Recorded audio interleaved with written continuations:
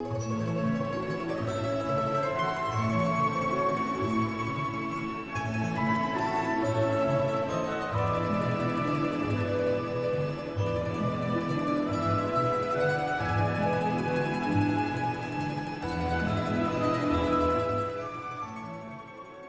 a todos, aqui estamos novamente no episódio 174 da reunião de estudos do Evangelho do Grupo Espírita Irmão Áureo.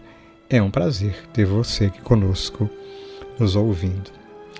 A nossa ideia é estudar o Evangelho através do Novo Testamento, o Evangelho segundo o Espiritismo e diversas obras subsidiárias. E atualmente estamos um pouquinho além da metade do livro Vivendo com Jesus, de Amélia Rodrigues, psicografia de Divaldo Pereira Franco. Hoje, convidamos a Ildamar para preparar as reflexões em torno do capítulo 16, intitulado Sementes de Vida Eterna. E é impressionante como a Amélia Rodrigues aborda essa parábola que a gente pode considerar um clássico do Evangelho, né? Bastante profunda, e, como sempre, ela o faz magistralmente.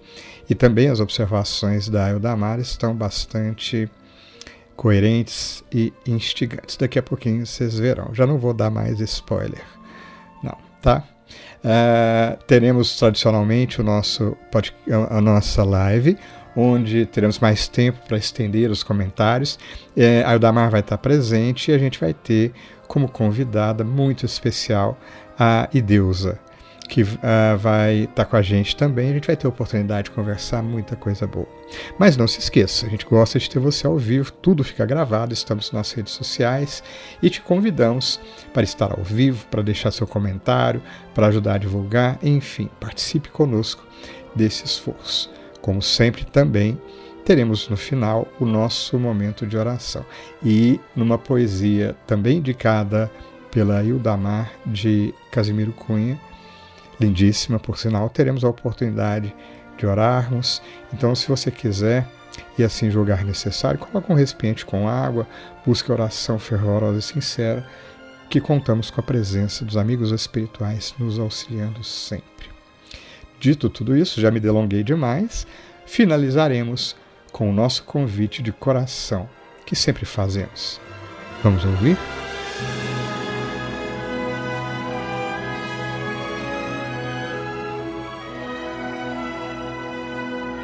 Boa tarde, boa noite, bom dia. Em nosso podcast de hoje, vamos refletir sobre mais um belíssimo capítulo do livro Vivendo com Jesus, de Amélia Rodrigues, psicografia de Divaldo Pereira Franco, intitulado Sementes de Vida Eterna. O Cristo, conforme descreve Kardec no primeiro capítulo do Evangelho segundo o Espiritismo, não veio destruir a lei, veio cumpri-la, desenvolvê-la, dar-lhe o verdadeiro sentido e adaptá-la ao grau de adiantamento dos homens. Por isso, como pedagogo divino, falava-lhes por parábolas. E Amélia Rodrigues inicia esse capítulo destacando que as parábolas constituem, ainda hoje, um dos métodos mais eficientes nas construções psicopedagógicas que objetivam a edificação de homens e mulheres saudáveis. Por isso, também, como bem descreveu Mateus, no capítulo 13, versículos 34 a 35, suas parábolas revelavam verdades e mistérios profundos. E Amélia Rodrigues acrescenta: aos seus conselhos valiosos, ele adicionava as narrativas que elaborava, utilizando-se das imagens do dia a dia de todos, de forma que as informações jamais fossem esquecidas. Muito interessante esse destaque de Amélia Rodrigues, de forma que as informações jamais fossem esquecidas. Faz-nos pensar que podemos não entendê-las, ou mesmo não aceitá-las de imediato, mas jamais poderemos esquecê-las, como jamais poderemos esquecer Jesus, se o conhecermos verdadeiramente.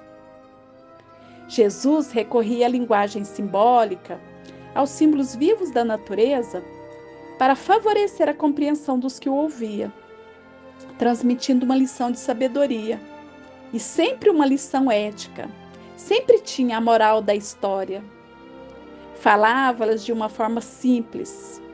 Simples, entendam bem, porque utilizava situações e pessoas comuns, situações do cotidiano, daqueles que o ouviam, para que através da comparação sua mensagem pudesse ser entendível. Mas, como aprendemos na vida, nem tudo que é simples é fácil. Por isso, nem todos possuíam ou possuem a mesma compreensão, nem têm o mesmo aproveitamento. Mas mesmo não compreendendo naquele momento em que ouviam, ou agora, jamais esquecerão o que foi dito e um dia entenderão. Na narrativa de Amélia Rodrigues, Jesus conhecia os seus seguidores, penetrava-lhes os conflitos, trabalhava em silêncio a sua transformação, modelava-os com paciência, a fim de que se equipassem os instrumentos valiosos para o ministério que lhes estavam reservado. Psicólogo especial. Olha que descrição mais interessante, né? Pedagogo divino e, nas palavras de Amélia Rodrigues, psicólogo especial. Sabia como alcançar as áreas sombrias da personalidade dos seus ouvintes e aplicar-lhes a terapia conveniente sem alarde. E completamos esse entendimento com as palavras de Kardec no item 4 do primeiro capítulo do Evangelho, o Cristo. Cabia-lhe dar cumprimento às profecias que lhe anunciaram o advento. Ele viera ensinar aos homens que a verdadeira vida não é a que transcorre na terra, e sim a que é vivida no reino dos céus. Viera ensinar-lhes o caminho que a esse reino conduz, os meios de eles se reconciliarem com Deus e de pressentirem esses meios na marcha das coisas por vir, para a realização dos destinos dos humanos. Entretanto, não disse tudo, limitando-se, respeito a muitos pontos, a lançar o germe da verdade, que, segundo ele próprio declarou, ainda não podiam ser compreendidas. Falou de tudo, mas em termos mais ou menos implícitos. Falou-lhes por parábolas também.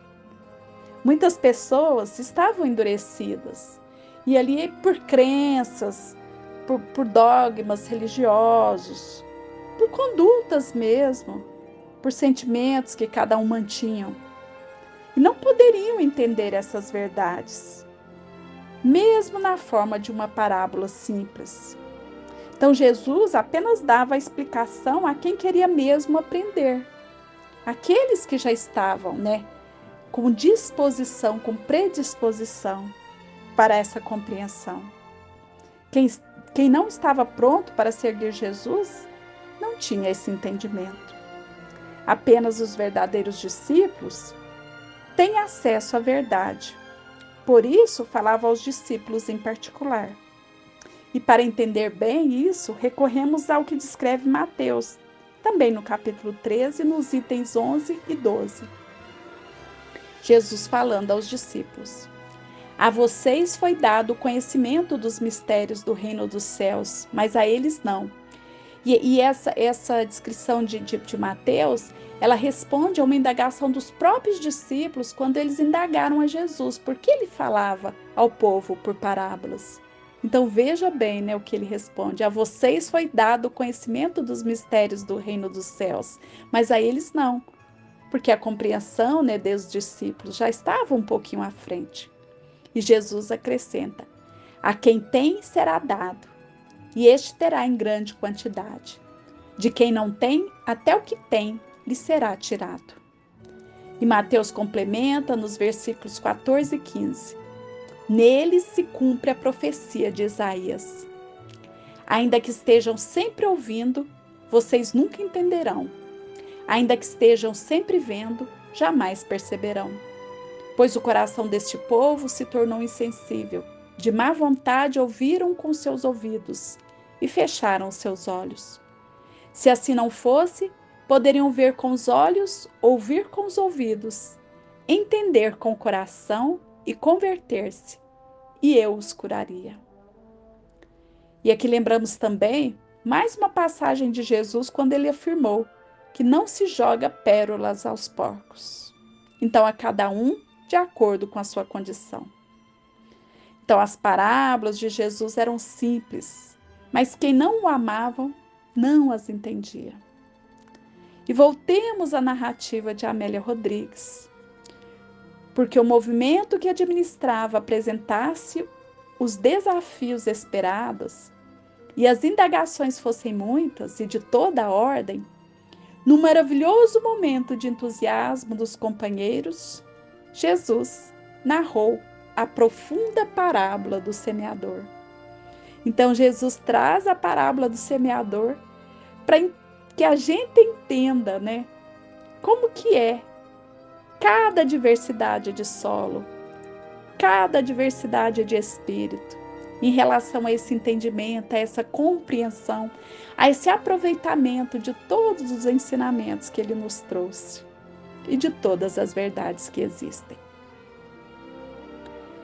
E complementamos aqui lembrando de Emmanuel, no seu livro Caminho, Verdade e Vida, especificamente na lição 102, ele nos diz: a parábola do semeador, também conhecida como da semente, mostra que ninguém julgue fácil a aquisição de um título referente à elevação espiritual. O mestre recorreu sabiamente aos símbolos vivos da natureza, favorecendo-nos a compreensão.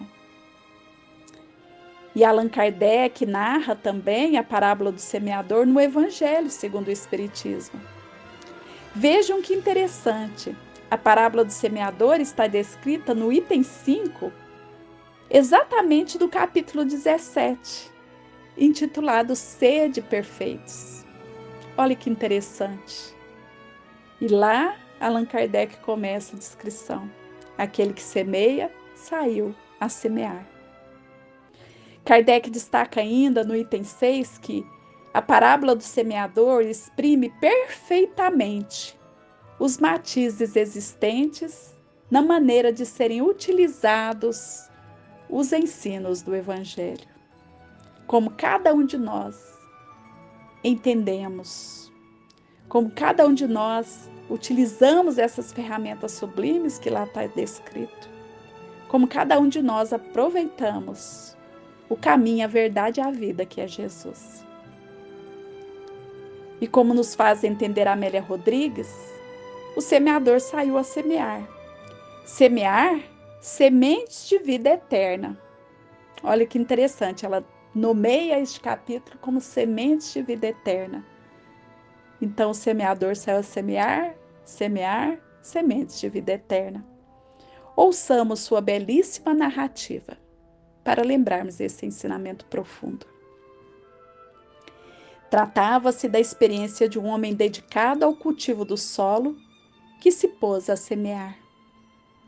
Porque a área fosse muito grande, ele atirou as sementes que caíram nos mais diversos sítios, como à beira do caminho, os lugares pedregosos, entre espinhos e em boa terra.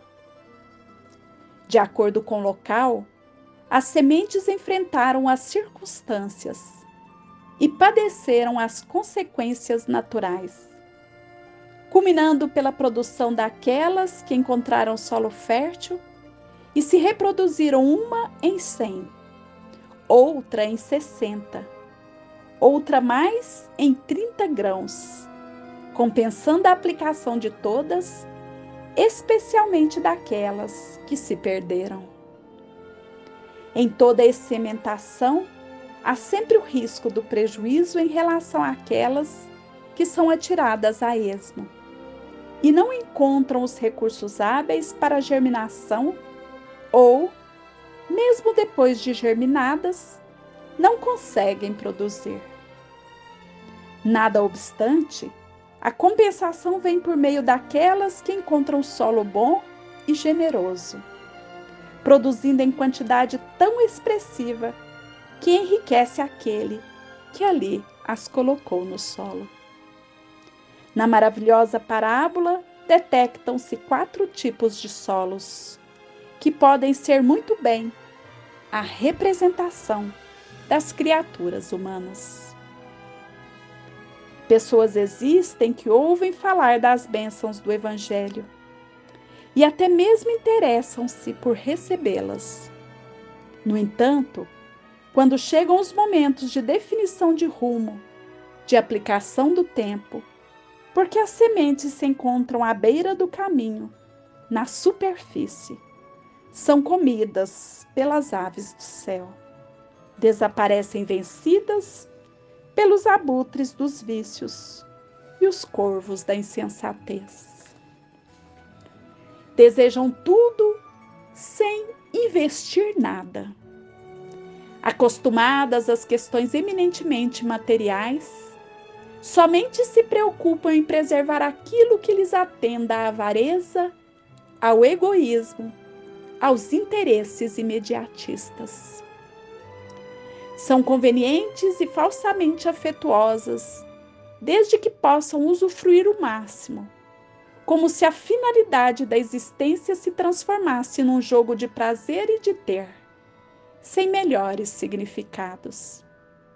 São solos áridos, à margem dos caminhos por onde outros passam, também indiferentes. São inóspitas e vivem solitárias, nas suas angústias e ansiedades mal disfarçadas. Outras se caracterizam pela rudeza, pela maneira grosseira com que se comportam, recordando solos pedregosos, desafiadores.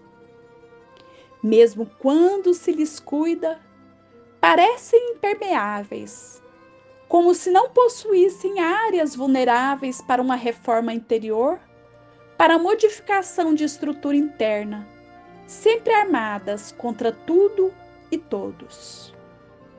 Às vezes, o bem desenha alguma esperança, mas os sentimentos patológicos ardem como o sol que cresta as possibilidades, e mesmo quando algo encontra guarida nas aspirações, não suporta o calor da agressividade e a falta do adubo da ternura e do amor para sobreviver.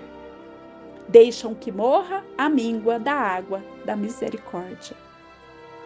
À semelhança das anteriores, podem encontrar-se grandes grupos de almas angustiadas, assinaladas pelos espinhos do desconforto moral em que vivem, acolhendo o mau humor e tentando brechas para a autorrenovação.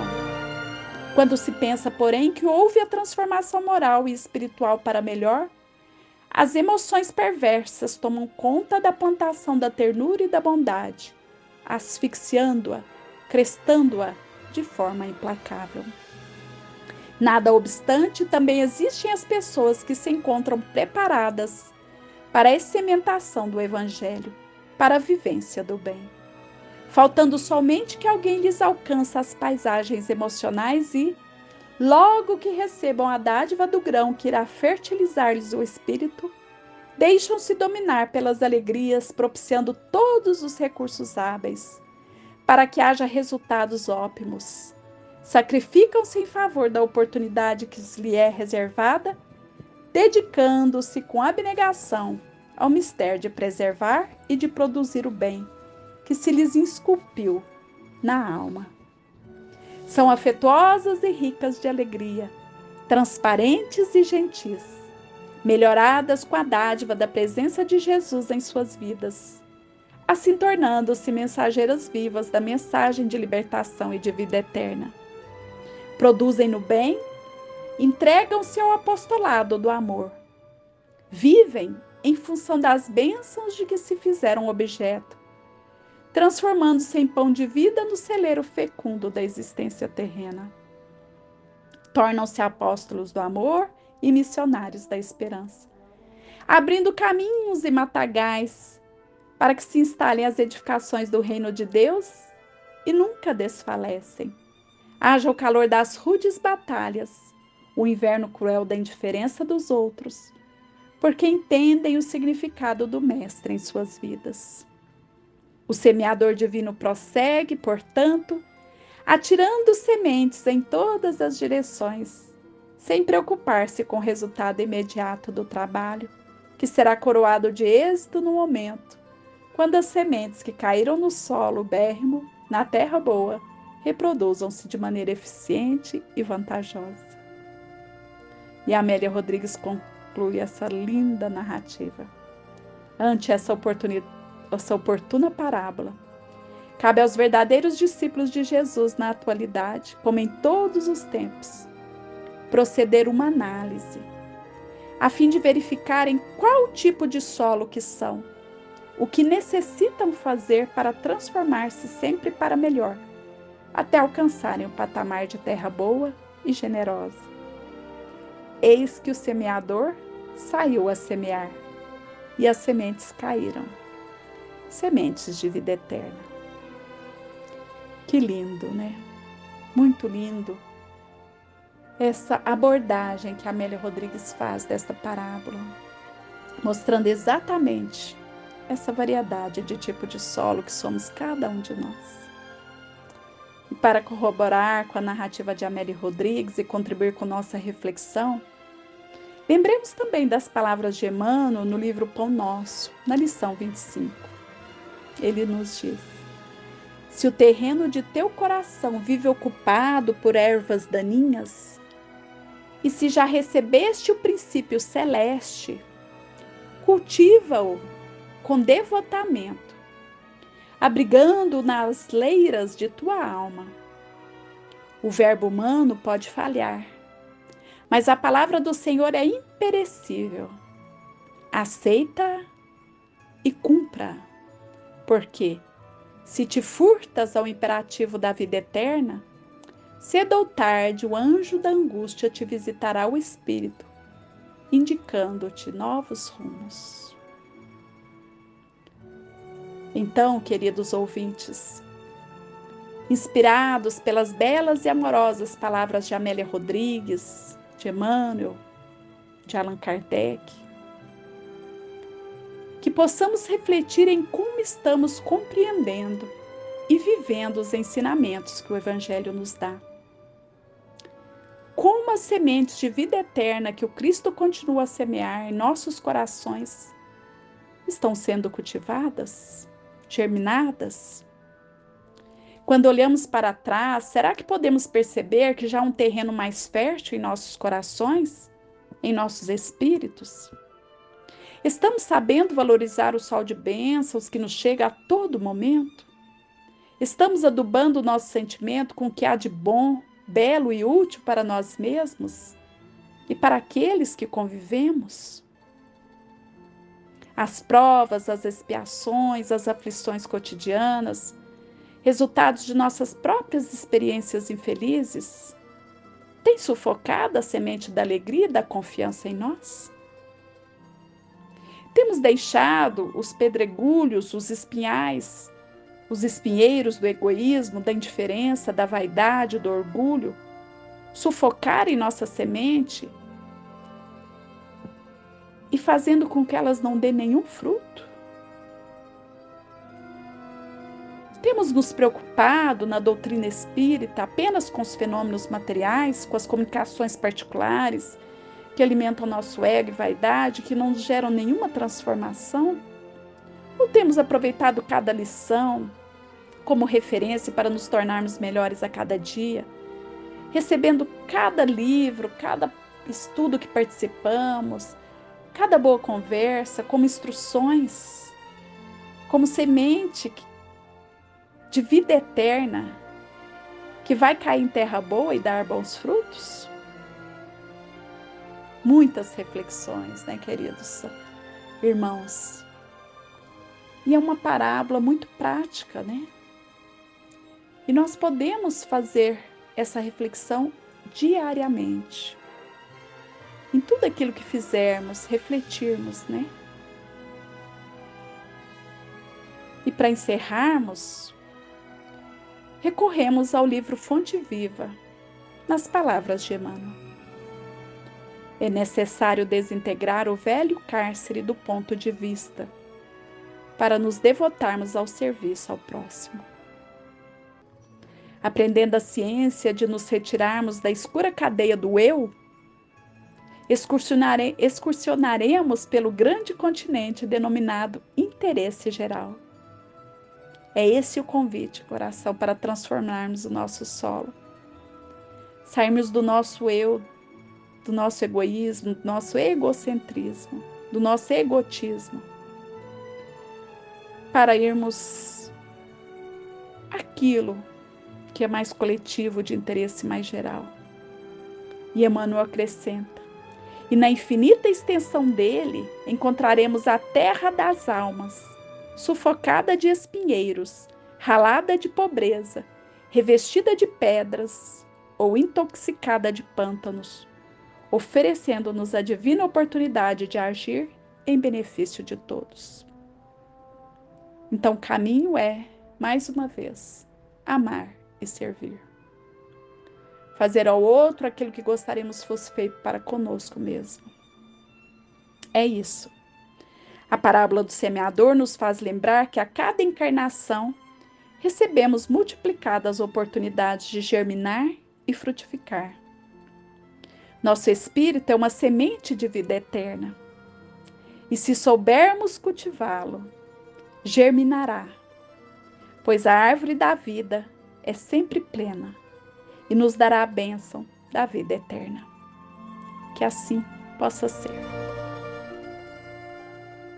Iniciamos o nosso momento de oração com a poesia O Divino Convite, de Casimiro Cunha.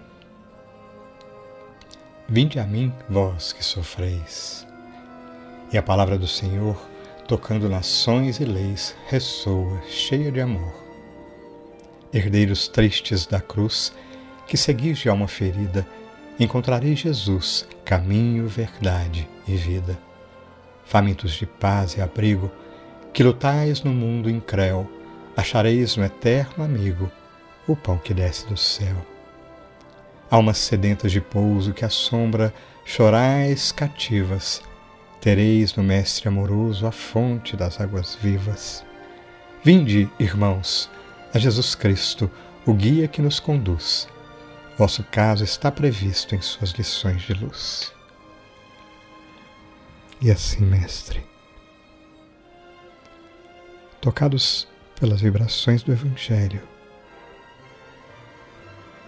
podemos sentir o teu carinho e afeto uma vez mais, trazendo as bênçãos do céu aos nossos corações. E como nos ensinastes, Mestre amigo, trilhando a estrada que leva ao Pai maior, que nenhum de nós ficará desamparado. Teu amor vem uma vez mais a nos envolver, fazendo-nos reconhecer que não importa a situação, as dificuldades, os problemas, seremos sempre amparados no caminho e seremos amparados muito mais do que sequer merecemos,